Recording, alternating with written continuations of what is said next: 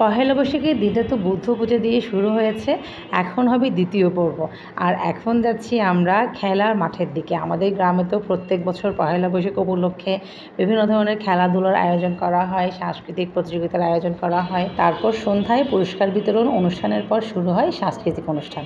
আর এখানটায় খেলা দেখার জন্য আমরা সবাই বসে গেছি, আমার বাড়ির সব লোকজন যারা মিলে, তারপর হচ্ছে ছেলের বউ, নাতি, সবাই মিলে আমরা বসে গেছি। আর কি পরিমাণ রোদ যে লাগছে, কি গরম যে পড়ছে। এখনও কিন্তু খেলা শুরু হয়নি, শুরু হয়ে যাবে একটু পর। আর দেখতে পাচ্ছেন আজকের ওয়েদার একদমই কোনো ছায়া নেই, প্রচুর রোদ। এইরকম উত্তপ্ত ওয়েদারের মধ্যেও কিন্তু গ্রামের ছোটো ছোটো ছেলেমেয়েরা চলে এসছে মাঠে খেলা দেওয়ার জন্য। দেখতে পাচ্ছেন দৌড়াদৌড়ি হয়েছে, তারপর হয়েছে ছোট বাচ্চাদের অঙ্ক দৌড় প্রতিযোগিতা, তারপর হলো মধ্যম বালিকাদের মিউজিক্যাল চেয়ার। আর এই মিউজিক্যাল চেয়ারটা যখন চলছিল আমার বুকে পুরো একদম দুরু করছিল, মনে হচ্ছিল যেন আমি খেলছি। এরপর শুরু হয়ে গেছে বড় বালিকাদের বালিশ খেলা, আর বিভিন্ন রকমের আরও ইভেন্ট ছিল। প্রত্যেকটা ইভেন্ট কিন্তু মজা করে আমরা বসে বসে দেখছিলাম।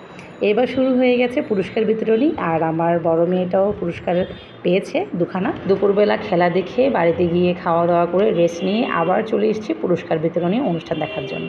আর বাচ্চাদের পুরস্কার পাওয়ার সঙ্গে সঙ্গে সব মা বাবাদের দারুণ মজা হচ্ছিল, খুব মজা নিয়ে অনুষ্ঠান দেখছিলাম পুরস্কার বিতরণী। এর পরপরই শুরু হয়ে গেছে সাংস্কৃতিক অনুষ্ঠান। আর দেখতে পাচ্ছেন আমাদের গ্রামের কচি কাচারা কী সুন্দর করে গান গাইছে, নৃত্য পরিবেশন করেছে, নানা রকমের অভিনয় করেছে। বছরে এই একটা দিন খুব মজা করে কিন্তু গ্রামের সব লোকেরা এই দিনটা আমরা কাটাই। তো সবার নতুন বছর খুব ভালো যাক, খুব সুন্দর যাক, আজকের দিনের মতো প্রত্যেকটা দিন সুন্দর যাক, এই কামনা করি। সবাই ভালো থাকবে, সুস্থ থাকবেন। দেখা হচ্ছে নেক্সট ভিডিওতে।